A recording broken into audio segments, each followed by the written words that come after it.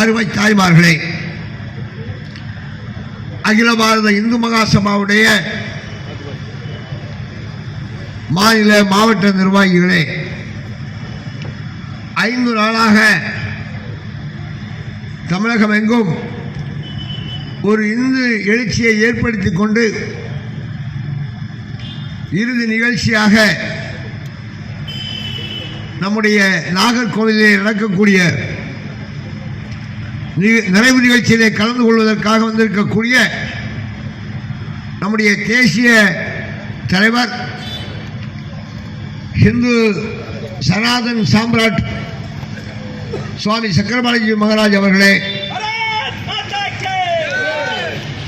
தொடர்ந்து போராட்டம், போராடாமல் வெற்றி இல்லை, போராட்டத்தில் தோல்வி இல்லை. சகோதரர்களே, அயோத்தி வழக்கை செம்மறியை நடத்தி நமக்கெல்லாம் ஒரு வெற்றியை தேடி தந்த அமைப்பு அகில பாரத இந்து மகாசபா. அந்த அமைப்பினுடைய சார்பிலே சுவாமி சக்கரபாணிஜி மகாராஜ் அவர்கள் மூலமாக அயோத்தி ஸ்ரீராமருக்கு வெளியினால் செய்யப்பட்ட கிரீடத்தை திருப்பூர் மாவட்ட நிர்வாகிகள்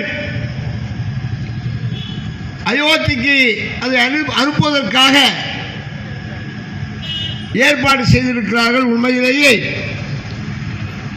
அந்த திருப்பூர் மாவட்ட நிர்வாகிகள் அத்தனை பேருக்கும் அகில பாரத இந்து மகாசபாவுடைய சார்பிலே நன்றி கலந்த வணக்கம். இன்றைக்கு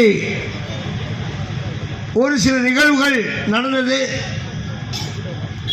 கடுமையான வெப்பம் வேறு. நேற்று திருச்செந்தூர், திருநெல்வேலி 16 மாவட்டங்களை 2000 கிலோமீட்டர் பயணம் செய்து 2400 கிலோமீட்டர் 2400 கிலோமீட்டர் பயணம் செய்து இந்த நிகழ்ச்சியை நாம் நடத்தி கொண்டிருக்கின்றோம். எல்லா இடமும் வரவேற்பு, நல்ல நிகழ்ச்சிக்கு என்றுமே பாராட்டு. இந்துக்கள் வெற்றி பெற வேண்டும் என்பதுதான் நம்முடைய நோக்கம். இந்துக்கள் வெற்றி பெற்றாக வேண்டும் என்பதுதான் நம்முடைய நோக்கம். இந்த நாடு இந்து நாடு, இந்து மக்கள் சொந்த நாடு. சந்திர சூரியன் உள்ளவரை இது இந்து நாடு என்று சொல்லக்கூடிய வகையிலே இந்த நாட்டை நாம் பெருமையாக பார்த்துக் கொண்டிருக்கின்றோம். ஆனால் இந்த நாட்டிலே இந்துக்களாக பிறந்தால்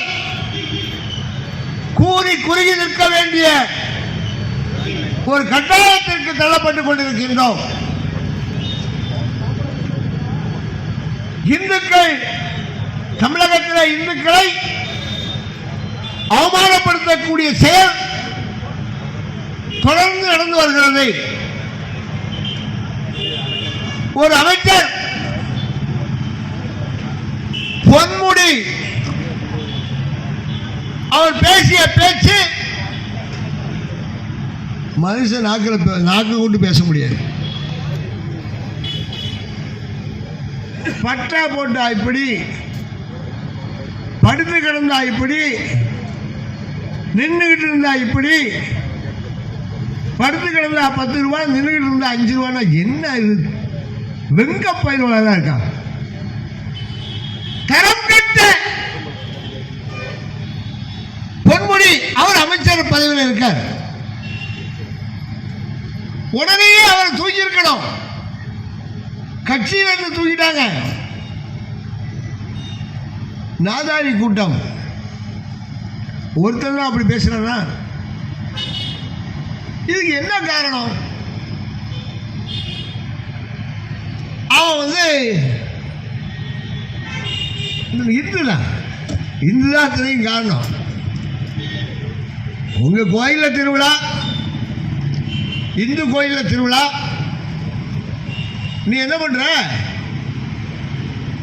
திமுகவினுடைய பிரதிநிதிகள் எல்லாம் கூப்பிட்டு மாற போட்டு மரியாதை செலுத்துற வெக்கம் கட்ட பயிர்வேன். சூடு சொன ஒண்ணுமே கிடையாது. நீ ஹிந்து, உன்னுடைய இந்து மதத்தை இழிவாக பேசுகிறான், உன்னுடைய பராசக்தியை அவமானமாக பேசுகிறான். அவனை போய் நம்ம கோயிலில் கூப்பிட்டு வச்சோம். என்ன அர்த்தம்? அவன் 1 லட்சம் ரூபா கொடுப்பான், 50,000 ரூபா கொடுப்பான். அவன் பணத்துக்காக மதத்தை விற்கிற கூட்டமாக தானே நம்ம இருக்கோம். ஒரு முஸ்லீம் சொல்றார் ஃபேஸ்புக்கில் வந்து, இந்துக்கள் ஏன் இப்படி இருக்காங்கன்னு தெரியல. ராஜீவ் காந்தி இங்க திருச்செந்தூர் கோயிலில் போறாரு, செருப்பு போட்டுட்டு போறாரு. இப்ப விட இது முன்னால மற்ற இடங்கள் அது நடக்குமா? ஒரு மசூதிக்குள்ள என்ன கட்டுப்பாடு அப்படிதான் போக முடியும். அதெல்லாம் மற்ற இடங்கள் நடக்காது.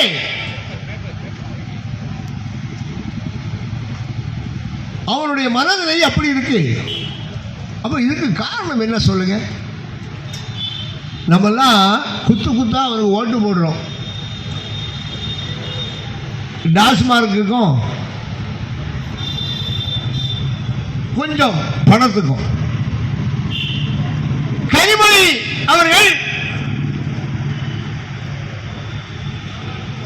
கருணாநிதியுடைய மகள் தானே?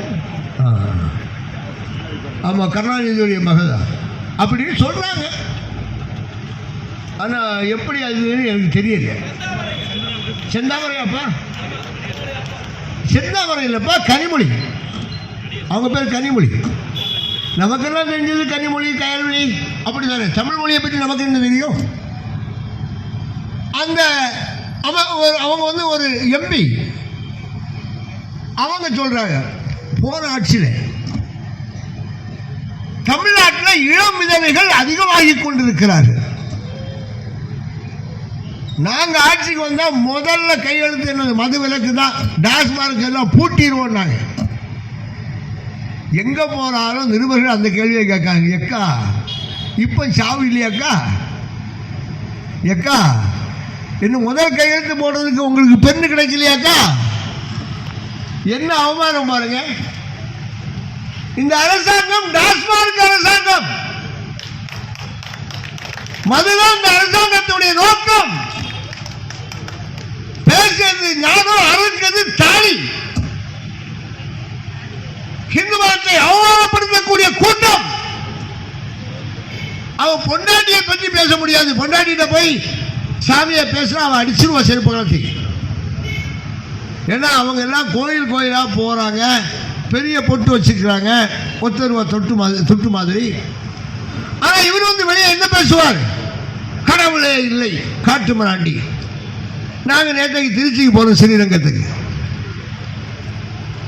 அங்க பாவம் அது பெரியார், அவருக்கு ஒரு சிலை அங்க இருக்கு. பாவம் போல இருக்கு, போலீஸ் பாதுகாப்பு இருக்காரு. நான் செத்த பிறகு அவருக்கு போலீஸ் பாதுகாப்பா? அந்த சிலைக்கு ஒரு திருச்சியில ஒரு ஆன்மீக நகரம். அந்த ஆன்மீக நகரத்தில் இப்படி ஒரு செயல்பாடா? இது நமக்கு தேவையா? அங்க 95% இல்லை, 100% இந்துக்கள். என்ன செய்யறது? பெரியாரை தொட்டா சாக்கடிக்குது. ஏன்னா பெரியாரை பற்றி இந்த சீமான் இப்ப நல்லா கிளின்னு கிழிச்சிட்டாரு. என்ன பெரியார் அந்த அளவுக்கு, இந்த அளவுக்கு அவமானமானவரா, அசிங்கம் முடிச்சவரா, தெருவா விரட்டப்பட்டார் சொல்றாங்களே, அதெல்லாம் உண்மையா? தமிழ் மொழியே காட்டு மிராண்டி பாசைன்னு சொல்லி இருக்கிறாரே, அவரை நீங்க வந்து தலைவரா கொண்டாடுறீங்க, தமிழை பாதுகாப்போம் சொல்லி. இப்போ மோடி ஒரு இடத்துல பேசும்போது சொன்னார், தமிழக அரசு கடிதம் எழுதுகிறது மத்திய அரசுக்கு. மத்திய அரசுக்கு கடிதம் எழுதுகின்ற போது இவங்க தமிழ் காவலர்கள், தமிழை பற்றி பேசக்கூடியவர்கள், தமிழ்நாடு தமிழ்நாடு அப்படி சொல்லக்கூடியவங்க, ஆனா கையெழுத்து மட்டும் இங்கிலீஷ்ல போடுறாங்களே. முதல்ல உன் தலையெழுத்து அப்படிதான் இருக்கு. கையெழுத்தையாவது தமிழ்ல போடுங்க. மானங்கட்ட தினம் அன்றைக்கு கேள்வி கேட்கிறார் மோடி. என்ன அநியாயம் பாருங்க, என்ன அவமானம் பாருங்க. இங்கெல்லாம் ஆங்கில எழுத்து இருக்கு. ஆங்கில எழுத்தை பற்றி நமக்கும் கவலை இல்லை,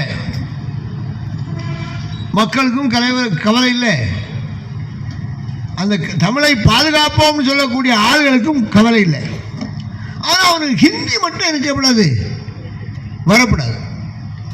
ஆங்கிலம் வரலாம், ஏன்னா அவன் அப்பம் பாச பாரு.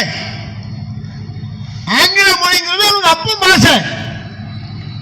உங்களுக்கு தெரியும், இந்த நாட்டுக்கு சுதந்திரமே வேண்டாம் என்று சொன்ன பெரியாரை தலைவராக வைத்துக் கொண்டிருக்கக்கூடிய கூட்டம் அல்லவா ஆங்கில அரசாங்கம் இந்தியாவை விட்டுவிட்டு போகக்கூடாது. மாறாக தமிழ்நாட்டையாவது சென்னை மாகாணத்தையாவது நீங்க என்ன செய்யுங்க, அவன் நீங்க ஆட்சி செய்யுங்க, உங்க ஆட்சி இருக்கட்டு. எவ்வளவு பெரிய கேவலம் பாருங்க. சுதந்திர போராட்டத்துக்காக செக்களித்தவர்கள் எத்தனை பேர், சிறைக்கு போனவங்க எத்தனை பேர், குண்டாந்தடிக்கு பலியானவர்கள் எத்தனை பேர். ஆனா வெள்ளக்காரனுடைய சூவ நக்கி பைத்த இந்த நாடாரி கூட்டங்கள் இன்னைக்கு பேசுறாங்க. அவனோட அண்டி இருந்தான். வெள்ளக்காரனுக்கு வேவு பார்த்தவன், மாமா வேலை பார்த்தவன், வெள்ளக்காரனுக்கு கொடுத்து எடுத்து தன்னுடைய வாழ்க்கையை வளமாக்கி கொண்டவர்கள். எவ்வளவு பெரிய அவமானம், எவ்வளவு பெரிய அசிங்கம். இந்துக்களுக்கு தமிழ்நாட்டில் மரியாதை இல்லை. எல்லாரும் கோயிலுக்கு போவான், திருநூறு பூசுவான். அவன் கோவிலுக்கு போகக்கூடிய இந்து, ஆனால் இந்து உணர்வே கிடையாது. டிஎம்கேல இருக்கக்கூடிய நிறைய ஆளுகள் பார்த்தீங்கன்னா கோயில் கோயிலாக தான் போவான். திருச்செந்தூர் ஓரில கியூவில் நிற்பான். ஆனால் இங்கே வந்தவொடனே அந்த சட்டையெல்லாம் மாற்றிட்டு விபூதியெல்லாம் அழிச்சுக்கிட்டு ஹிந்துன்னா அவனுக்கு ஏதோ ஒரு பாய் கடையில் உள்ள பிரியாணி தான் அவனுக்கு மணக்கும். பாய்கிட்ட எங்க தேன் வடிவுன்னு நமக்கு தெரியல. இவன் பாயை பார்த்து பார்த்து போறான். ஆனா பாயெல்லாம் சேர்ந்து வச்சிருவான் ஆப்பு. பாய்க்கு அங்கே வாழ முடியல. அங்கே முஸ்லீம்கள்லாம் நிறைய பேர் என்ன சொல்றாங்க, கோயம்புத்தூர்ல இருக்கக்கூடிய முஸ்லீம்கள் எல்லாம் இந்த மாதிரி எவனாவது கிறுக்குத்தனமாக வேலை செய்யறதுனால, வெடிகுண்டு வைக்கிறதுனால, துப்பாக்கியாரை சுடுறதுனால எங்களுக்கு வாழ முடியல. இந்த சூழங்குடியிலிருந்து ஒரு பையன் சாகுங்கிற பையன் சொன்னான், ஒரு வீடு வாடகை கேட்டால் தர மாட்டாங்க, வீடு வாடகை கொடுக்க மாட்டாங்க. ஏன்னா இவனை பார்த்தாலே எல்லாத்துக்கும் பயம். இவன் எங்க வெடிகுண்டு வச்சிருவானோ பயம். நம்ப தகுந்த ஆட்கள் இல்ல, அவன் அந்த மாதிரி இருக்கிறான். அதனால நம்முடைய மக்களிடம் ஒரு விழிப்புணர்வை ஏற்படுத்தணும். ஹிந்துவை ஹிந்துவாக்கு. நம்ம தம்பி சொன்ன மாதிரி முஸ்லீம்கள் ஓட்டு நமக்கு எல்லாம் தேவையில்லை. நம்ம முஸ்லீமுக்கே ஓட்டுரிமை இருக்கக்கூடாதுன்னு நினைக்கும். என்ன, முஸ்லீமுக்கே ஓட்டுரிமை இருக்கக்கூடாது. ஏன்? அவன் இந்த நாட்டினுடைய விசுவாசி இல்லை. நீங்க கழுவி கழுவி தொழில வச்சாலும், பன்னீரால நாயை குளிப்பாட்டினாலும் நாய்க்கு குணம் என்ன செய்யாது, மாறாது. நீங்க அவனை போய் ராஜா பண்ணி அதை செய் இதை செய்யினா கடைசியில் உன் வீடுக்குள்ள வந்து அங்கேயே வெடிகுண்டு வச்சுட்டு போயிடுவான். அவ்வளவு அபத்தம். நிறைய நல்லவர்கள் முஸ்லிம்கள் சொல்றான், இந்த பயனால எங்களுக்கு ஒன்றும் முடியலைப்பா, இந்த மோடி ஆட்சி இருக்கிறதுனால இவனெல்லாம் என்ன செய்யறான், கொஞ்சம் அவுட்டுக்குள்ள கை வச்சுட்டு படுத்திருக்கான், கையை மூடி. ஆனாலும் காஷ்மீர்ல சொல்றேன், மோடிட்ட போய் சொல்லு, நாங்க தான் சுட்டோம், நாங்க தான் சுடுவோம். காஷ்மீரில் இருக்கக்கூடிய மக்கள் நல்லா இருக்காங்க. அங்க வியாபாரம் வந்திருக்கிறது. சுற்றுலா பயணிகளுடைய வருகையினாலே காஷ்மீர்ல வியாபாரம் நடக்கிறது, நல்லா இருக்குன்னு சொல்றான். அங்க காஷ்மீர்ல வியாபாரம் பண்றதுதான் முஸ்லிம் தான். குதிரை சவாரி செய்யறவங்க அவன் முஸ்லிம் தான். அங்க ஒரு முஸ்லிம் செத்துருக்கான். அந்த 27 பேர்ல அவன் யாருன்னா, ஏய் நீங்க யாருடா, எதுக்கா வந்தீங்க, ஏண்டா சொல்றீங்கன்னு கேட்டான். அப்படி கேட்கக்கூடாது, சுட்டுட்டாரு. இந்துக்களை பார்த்து நீ இந்துவா, நிறைய பேர் பாவம், நாங்க இந்து இல்லை சார், நாங்க வேற மதம் சார், இதெல்லாம் சொல்லி பார்த்தாங்க.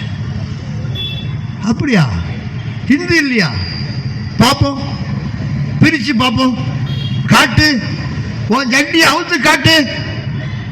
இது நான் சொல்லல, நடந்த உண்மை. சுண்ணத்து செய்ததுதான் அவன் துருக்கடி விட்டுருவான். நம்மளால கொஞ்சம் பேர் சுண்ணத்து பண்ணிட்டு தான் இருப்பான் போல இருக்கு. அப்பாவிகளை சுட்டு கொண்டுட்டா சார், நமக்கு தெரியாதா, நம்ம செய்ய மாட்டோமா? ஒரு கால் நம்முடைய ஹிந்து ராஷ்டிரம் அமைகின்ற போது இவெல்லாம் சுண்ணத்து பண்ண மாட்டான். சுண்ணத்து பண்ணுறவரெல்லாம் ஓடிடுவான். ஐயோ சுண்ணத்தில் வேற ஏதாவது செய்ய முடியுமான்னு பார்ப்பான். கோயம்புத்தூர்ல செல்வராஜ் ஒரு காவலர் கொல்லப்பட்ட போது மிகப்பெரிய கலவரம் நடந்தது. ஒரு 8 டிராபிக் கான்ஸ்டபிள், அப்போ கலவரம் நடந்தது. பார்பர் ஷாப் எல்லாம் ஒரே கூட்டம், தாடி எடுக்கிறதுக்காக கூட்டம். ஏன் தாடி எடுத்துருங்க, ஏன் தாடி எடுத்து துளுக்கன்னா தாடி வைக்கணும் இல்லையாப்பா, இப்ப வேண்டாம், இது நடக்காது. தாடி வச்சுட்டு வெளியே போறா பிடிச்சிருவா, தாடி வச்சுட்டு வெளியே லாந்த முடியாது என்ற சூழ்நிலை கோயம்புத்தூர்ல வந்தது. பயந்து ஓடுறா. இந்துக்கள் ஒன்றும் கோழைகள் இல்லை, இந்துக்களுடைய மார்க்கம் கோழைகளுடைய மார்க்கமும் அல்ல. ஒரு எண்ணத்தில் அடித்தா இன்னொரு எண்ணத்தை காட்டுறதுக்கு இந்துக்கள் ஒன்று ஏசினவர்கள் இல்லை, திருப்பி அடிப்பாங்க. அவுரங்கசீப் அட்டகாசம் பண்ணான். அவன் அடிக்கிறதுக்காக சத்ரபதி சிவாஜி வந்தார். இப்ப குஜராத்தில் இதில் மகாராஷ்டிராவில் பார்த்தீங்கன்னா ஜாவானி ஒரு திரைப்படம், அந்த திரைப்படத்தை போட்டாங்க. அந்த நம்ம ஊர்ல திரைப்படம் எல்லாம் போடுறாங்க. இங்க உண்மையான வரலாறு, உண்மையான வரலாற்றை திரைப்படமாக ஜாவா என்றால் சிங்கக்குட்டி, சத்ரபதி வீர சிவாஜியுடைய பையன் சாம்பாஜி மகாராஜ், அவருடைய வாழ்க்கை சரிதம். நீங்க எல்லாம் அதை பார்க்கணும். ஜாவா ஜாவா திரைப்படத்தை பாருங்க. அங்க பார்த்த உடனே அடுத்த நாள் என்ன வந்து போச்சு, அவுரங்கசீப் எங்கெல்லாம் இருக்கான்னு தேட ஆரம்பிச்சிட்டான். இது நடந்தது 1600 வருஷத்தில் நடந்த சமாச்சாரம். சாம்பாஜி மகாராஜ் அவன் அந்த படத்தை பார்த்த உடனே அத்தனை பேர் ரோட்டுக்கு வந்து அவுரங்கசீப் எங்கெல்லாம் இருக்கான், அவரு ஒரு சமாதியை வேற அங்க வச்சு விட்டாரு. சாம்பாஜி நகர்ல ஒரு சத்ரபதி வீர சிவாஜியுடைய குழந்தைய பையனை சாம்பாஜி மகாராஜ மதம் மாற சொல்லி வற்புறுத்தி மதம் மாற மாட்டேன் என்று சொன்னதுனால அவனுடைய கை நகங்களை எல்லாம் புடுங்குகிறார், தலையில் இருந்த முடிகளை எல்லாம் புடுங்குகிறார், தீயார கண்ணை சொருவி கருக வைக்கிறார். அவன் நாக்கை இழுத்து கற்பட்டுகிறான். உடம்புல கீரை கீறி உப்பு போட்டு தடவுறான், உப்பு கொண்டு போடுறான். கடைசியில் அவுரங்கசீப் வந்து சொல்றான், டேய் எனக்கு 5 பையனும் உண்டு, ஒரு பையன் கூட ஒன்ன மாதிரி இல்லை பார்த்துக்க. 5 பையனும் என்ன மாதிரி இருந்திருந்தா, ஒன்ன மாதிரி இருந்திருந்தான்னா எனக்கு ஒரு பையன் போதும், ஒன்ன மாதிரி இந்த உலகத்தையே நான் என்ன செய்யிருப்பேன், ஆண்டிருப்பேன். எல்லாம் சோப்பலாங்கி பையன், உனக்கு எப்படி நல்ல பையன் போறப்பா? என்ன இன்னைக்கு அவமானப்படுத்துற உனக்கு நல்ல பையன் எப்படி வரப்பா? என்னை மன்னித்து விடுன்னு சொல்லிட்டு அவனை வெட்டி கொண்டு நர்மதா ஆற்றங்கரையில் பீஸ் பீஸா வெட்டி போட்டு போயிட்டான். இதை அந்த சினிமாவில் காட்டுறாங்க.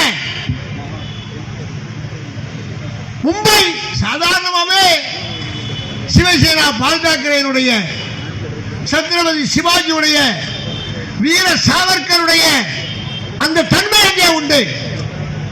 மக்கள் எழுந்தார்கள், வெகுண்டெழுந்தார்கள். மசூதியை உடைக்க போனாங்க, பெரிய கலவரம். நமக்கும் ஒரு மசூதியை உடைக்கணும். யாருக்கெல்லாம் மசூதி வைக்கிறது, யாருக்கெல்லாம் கல்லறை வைக்கிறது? இந்த நாட்டுக்காக உழைத்தவருக்கு நினைவு சின்னம் தேவை. இந்த சுதந்திரத்துக்காக பாடுபட்டவருக்கு நினைவு சின்னம் தேவை. டாக்டர் அம்பேத்கருக்கு, ஜீவாவுக்கு நினைவு சின்னம் தேவை. வஉசிய சிறைக்கு அனுப்பிய, செக்கிழுக்க வைத்த, இரட்டை ஆயுள் தண்டனை கொடுக்க வைத்த அந்த ஆஸ்துரைக்கு நினைவு சின்னம் தேவையா? அப்ப நம்ம எவ்வளவு பெரிய புத்திசாலியா இருக்கோம். அவர் இறந்த நாளுக்கு வீர வணக்கம், வீர வணக்கம். யாருக்கு? அப்ப ஆசுரைக்கு. ஆசுரையுடைய சமாதியை அடிச்சு பொடித்து தூள் தூளா கடல்ல கொண்டு போடணும். கடல் கூட கலங்க மட்டும் போ. இந்துக்கள் செய்வார்கள். பார்த்துக்கிட்டே இருப்பான். வா வா, ஆதி தமிழர் பேரவையா திருநெல்வேலியில். என்ன சுரேஷ்? சுரேஷ் வந்திருந்தா இல்லையா? ஆதி தமிழர் பேர் என்னது? அவன் அங்கே கொடி கட்டிட்டு போறான். என்ன அவமானம்! யார் இந்த ஆசுரை? எவ்வளவு பெரிய கேவலம் பாருங்க. வாஞ்சிநாதனுக்கு மணிமண்டபம் இல்லை, இப்ப கட்டியிருக்காங்க. அந்த வாஞ்சி மணியாச்சி அவருடைய பேர்ல இருக்கு, வாஞ்சிநாதனுடைய பேர்ல. ஆனா அப்படிப்பட்ட ஒரு நாட்டில் ஆசுரைக்கு நினைவிடம், ஆசுரைக்கு மணிமண்டபம், அதுக்கு வெள்ளை அடிக்கிறதுக்கு பணம், தூத்துக்குடி சேர்மன் அவன் அதுக்கு உதவி செய்யறான். எவ்வளவு பெரிய கேவலம் பாருங்க. இப்படி எல்லாம் தேசபக்தி இல்லாமல் இந்துக்கள் இருந்தால் உன் வீட்டில் வந்து உன்னை சுத்தம் பண்ணிட்டு போயிடுவான். ஒரு காலத்தில் அது நடந்தது. ஒரு பேஸ்புக்கில் போட்டிருக்கா, எங்களுக்கு 2 மணி நேரம் போதும், 2 மணி நேரம் போதும், இந்துக்கள் அனைவரையும் துவம்சம் பண்ணிடுவோம், இல்லாமல் ஆக்கிடுவோம், இந்த நாட்டை இஸ்லாமிய நாடாக்கும் அப்படி சொல்றாங்க. எவ்வளவு பெரிய கொழுப்பு பாருங்க. கொப்பம் மோர, அதுக்கு நீ பிறந்துதான் வரணும். ஏறி அவுரங்கசீப் வந்தா அவரை எதிர்த்து வீர சிவாஜி வருவான். உங்களுக்கு வீர சிவாஜியை பற்றி உங்களுக்கு தெரியும். அப்சல் கான் ஒரு மாமிச மலை, கையாலே இறுக்கி கொண்டான். சிவாஜி ஆள் பார்க்கறதுக்கு சின்ன பையன் தான் இருப்பார். கையாலே இறுக்கி கொள்ளலான்னு இறுக்கி அணைச்சான். வீர சிவாஜி, நீ அந்த வாட்ஸ்அப்ல எல்லாம் பார்த்துருப்பீங்க, பேஸ்புக்கில். அப்படி கையில் அந்த புலி நகத்தை எடுத்து அவன் வயத்தில் குத்தி கிழிச்சு நரசிம்மத்தை, நரசிம்மம் அந்த இரணியனை கொடையை கிழிச்சு கொண்டது மாதிரி அப்சல் காங்கிற மாமிசம் மதிய செத்தோடு இருக்கக்கூடிய சிவாஜி கொண்டுட்டான். ஒன்றும் பண்ண முடியாது. சகோதரர்களே, அகில பாரத இந்து மகாசபா சொல்வதெல்லாம் எங்களுக்கு நீ வேற ஒரு உதவியும் செய்யண்டா, எங்களுக்கு நீ பாதுகாப்பு கொடுக்கண்டா. காஷ்மீரில் இந்துக்கள் படுகொலை செய்யப்படுறாங்க. வெஸ்ட் பெங்காலில் இந்துக்கள் மானபங்கப்படுத்தப்பட்டு இஸ்லாமியர்களால் கொலை செய்யப்படுறாங்க. பங்களாதேஷில் இந்து தலைவர்கள் படுகொலை செய்யப்படுறாங்க. இதுக்கெல்லாம் தீர்வு என்ன? நம்முடைய கோரிக்கை, இந்துக்கள் கையில் வெறும் கம்பும் வெட்டுக்குத்தியும் அரிவாளும் புதுச்சேரிக்கு என்ன கிடக்கு? அவங்க கையில் துப்பாக்கி வச்சிருக்கான். எதிரி துப்பாக்கி வைக்கின்ற போது யானைப்படையோட தான் மோதணும், குதிரைப்படையோட தான் மோதணும். நம்ம அப்போ என்ன செய்யணும்? அரசாங்கம் நம்முடைய இந்திய இளைஞர்களுக்கு, இந்து இளைஞர்களுக்கு துப்பாக்கி பேச்சு கொடுக்கணும். நம்ம அவன் ஜட்டியாவது பெண்களை அவமானப்படுத்தினான். 1982 ஒரு போலீஸ் எஸ்ஏ நான் சுற்றுவேன் அவன் சீலையை வைத்து காட்டினான், சுற்றுலா பார்க்கலான். பாவம் நல்ல மனுஷன், டப்புன்னு ஒரு அமுக்கிட்டாரு, போட்டு போயிட்டான். ஏன்னா அவன் இதெல்லாம் எனக்கு நீ சீலையை வைத்து காட்டுவோம், நாங்கள் பார்த்துட்டு சும்மா உட்காந்துருப்போமா? அப்ப அதுக்கெல்லாம் அரசாங்கம் இந்துக்களுக்கு துப்பாக்கி பயிற்சி கொடுக்கணும். ஜப்பான்ல எல்லா மக்களும் ராணுவ பயிற்சி பெற வேண்டும் என்பது கட்டாயம். இங்கே அதே மாதிரி இருக்கணும். இங்க ஹிந்து ராணுவம் உருவாக்கப்படணும். ஹிந்து ராணுவம் போட்டாலே போலீஸ் பொறுத்தால வருது. என்ன ராணுவ பயிற்சி போல இருக்கு, கமாண்டோ இல்லையாப்பா? அப்போ நமக்கு ராணுவ பயிற்சி தேவை. வீர சாவர்கர் தான் தெளிவா சொல்லிட்டாரு, நீ இந்து இப்படிதான் இருப்ப, ஒன்று அவனெல்லாம் சொரிஞ்சிருவான், அதனால நீ என்ன செய்யணும்? பலவானவராக மாறணும். அரசியலை இந்துமயமாக்கு, இந்துக்களை ராணுவமயமாக்கு. வீர சாவர்கர் சொல்ற. நம்ம கையில் துப்பாக்கி எல்லாம் இருந்துன்னா அவன் சீலையை வைத்து பார்த்து சுடுவானா? பாவம், அங்கே ஒரு 7 நாள் தான் ஆச்சு கல்யாணம் முடிச்சு. இவங்களுக்கு அங்கே தான் போய் சுற்றுலா போகிறது இல்லையா, சும்மா கிடக்க மாட்டாங்க. அங்கே சுற்றுலா போனான், ஹனிமூன் கொண்டாடுறது போய் சேர்ந்துட்டு. என்ன கஷ்டம் பாருங்க. இந்துவான்னு பார்த்து வந்த கொள்ளானா, இந்துக்கள் இழிச்சவையா? அந்த கதையை மாற்றி எழுதணும், கதையை மாற்ற வேண்டும். இந்த நாடு ஹிந்துஸ்தானாக அறிவிக்கப்பட வேண்டும். இது ஹிந்துஸ்தான் தான். நம்முடைய சுவாமிஜி ஒவ்வொரு கோயிலையும் பிரேயர் பண்ணாங்க. இந்த சுவாபிமான் யாத்திரையினுடைய நோக்கம் ஒண்ணுதான், ஹிந்து ராஷ்டிரம் அறிவிக்கப்பட்டாக வேண்டும். அதுக்குதான் சுவாபிமான் யாத்திரை. ஒவ்வொரு கோயிலா போன தடவை போகின்ற போது அயோத்தி ராமர் கோயில், அதை எங்களுக்கு கொடுத்துரு, நல்லா கொடுத்துரு. இங்க திருமாவளவன் மட்டும்தான் நாங்கள் அங்கே என்ன செய்ய போறோம்? அங்க மசூதி கட்ட போறோம். என்ன காமெடி, போக முடியுமா உனக்கு? அங்க விடுவானா? மசூதி கட்டைக்கு நீ போவா, அங்க நாங்கெல்லாம் பார்த்துக்கிட்டு இருப்போம். நீங்க சவுடா விடலாம், ஆனா காரியம் நடக்காது போனே. நீ அதுக்கெல்லாம் கனவு காணாத. பாவம் நல்ல இளைஞர்கள் இருக்காங்க, அவங்கள இல்லாமல் ஆக்காத.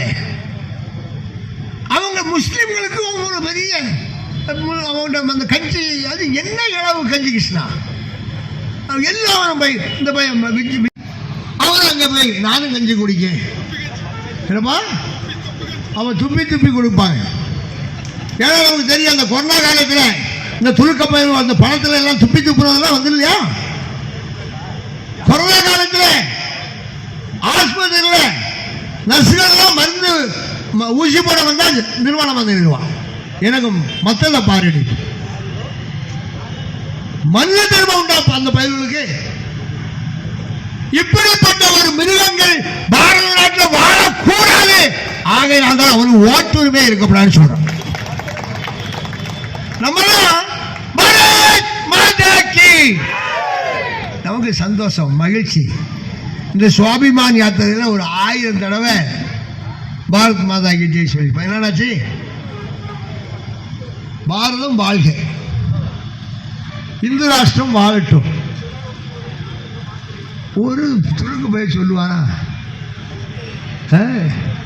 ஆனா இப்போ 1-2 பேர் சொல்ல ஆரம்பிச்சிருக்கான். பயந்து இனி இப்படி சொல்லாம இருந்தா விடமாட்டானோ போல இருக்கு. என்ன சார், பள்ளிக்கூடத்துக்கு போனா அந்த பிள்ளைகள்லாம் கிட்டாப் அணிஞ்சிட்டு போகு. இங்கே நம்முடைய கன்னியாகுமரி மாவட்டத்தில் கூட அது இருக்கு. நம்ம ஒரு காவி துண்டு போட்டு போறாங்க, குறைச்சேர பண்ணுறதுக்கு மாலை போட்டுட்டு நம்மளால ஸ்கூலுக்கு போனா அதை கலத்த சொல்றான். அவன் கிட்டாப் அணிஞ்சா ஒரு பிரயோஜனம் இல்லை, கலத்த மாட்டான். அது பார்க்க நல்லா இருக்குன்னு நினைச்சு யார் தீவிரவாதின்னு தெரியாது, இல்லை மூடிக்கிட்டு ஒட்டுமொத்தமாக இருக்கும். இது தீவிரவாதி போறானா, ஆம்பளை போறானா, பொம்பளை போறானா? இந்த பொம்பளை பிள்ளைகள் தான் லவ் ஜிகாத்தில் இதான் போட்டுட்டு தெரியும், போட்டுட்டு ஒரே மூடிட்டு ஓட்டம். நாமும் இந்துக்கள் பள்ளிக்கூடத்துக்கு போகும்போது காவி துண்டு போட்டுட்டு நல்ல தெருவர் பூசிட்டு நல்லா குங்குமம் பூசிட்டு போனோம். நான் இந்து என்பதை பெருமிதம் கொள்கிறேன் என்ற சிந்தனை நமக்கு வேண்டும். அப்பதான் வெற்றி கிடைக்கும். அவனா இருக்கான், நீ ஏன் தாறுமாறா இருக்க? நம்ம முஸ்லிம்கள் எல்லாம் குறை சொல்லி பிரயோஜனம் இல்லை. ஹிந்து, நீ ஹிந்துவாயிரு. இவ்வளவு ஆளுகளை கொள்றான். காஷ்மீர்ல, பங்களாதேஷ்ல, வெஸ்ட் பெங்கால்ல. ஆனாலும் அவங்க கடையில் தான் போய் பாய் பிரியாணிக்கு தான் நம்ம நிச்சயம் காவல் இருக்கும். அந்த சூழ்நிலை மாறணும். இந்த கடைகளிலே சாமான் வாங்குங்க. முஸ்லீம்களுடைய அந்த பிரியாணி நல்லா இருந்தாலும் அது வேண்டாம். தாடி பிரியாணி, ஐயா பிரியாணி, அம்பூர் பிரியாணி, வாணியம்பாடி பிரியாணி, அதுல எல்லாம் மாத்திரை போடுறாரா, கொஞ்ச நாளிலே போயிடும். சகோதரர்களே, ஹிந்து விழிப்புணர்வு, ஹிந்து ஒற்றுமை, ஹிந்து பாதுகாப்பு, இதுதான் இந்து மகாசபா. இந்துக்களை பாதுகாப்பதற்காக இந்து மகாசபா, ஆலயங்களை பாதுகாப்பதற்காக இந்து மகாசபா. அதுக்காகத்தான் ஆலய பாதுகாப்பு பிரிவு, மந்திர் மகாசபா, ஆலய பாதுகாப்பு பிரிவு. அதையெல்லாம் செய்வதற்காகத்தான் அர்ச்சகர் பிரிவு, அதையெல்லாம் செய்வதற்காகத்தான் ஆச்சாரிய பிரிவு. வரக்கூடிய காலகட்டம் தம்பி சொன்னார் 2040. 2040 இல்லை, இந்து மகாசபாவில் பயிற்சி பெற்ற, இந்து மகாசபாவில் தேசிய துணைத் தலைவராக இருந்த ஒருவர் திடீர்னு நம்ம நாட்டுக்கு பிரதமராக வரப்போறார். காலம் மாறும், காட்சி மாறும். அவருக்கு இருக்கிறது ஒன்னே ஒன்று, காவி தான். அது தவிர வேற எதுவும் கிடையாது. அவருக்கு வேற எதுவும் தேவையில்லை. ஆகையினால மாற்றம் வந்து கொண்டிருக்கிறது. மாற்றத்தை நோக்கி நாம் நகர்ந்து கொண்டிருக்கிறோம்.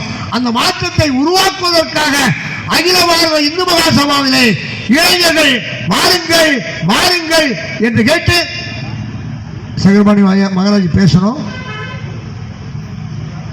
அதனுடைய மொழியாக்கத்தை நம்முடைய தம்பி ராமகிருஷ்ணன் அந்த மொழி தமிழில் சொல்வாரு. வணக்கம். பாரத் மாதா கி ஹர ஹர மகாதேவ். ஜெய் ஹிந்து ராஷ்டிர, ஜெய் ஹிந்து ராஷ்டிர, ஜெய் ஜெய் ஹிந்து ராஷ்டிர. வணக்கம்.